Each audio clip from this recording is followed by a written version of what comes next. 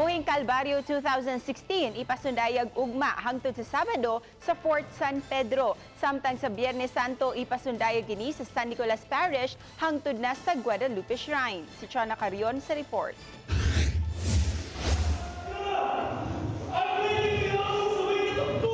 Sunod simana itimaan na sa simbahang Katoliko ang Semana Santa.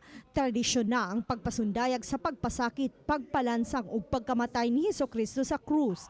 Usa kini kapamaagi sa Katoliko, paglabas sa naagi ang kasakitan ni Kristo aron pagtubos sa sala sa tanan.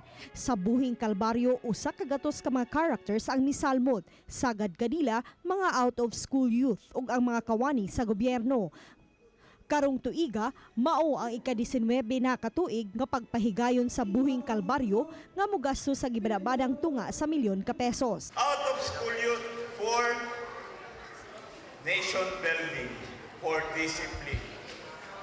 We want kami mga bata na madisiplina, may self-confidence. Traditional, we incorporated it with the new. Until this year, we are more or less trying to make some innovations para sa Good Friday.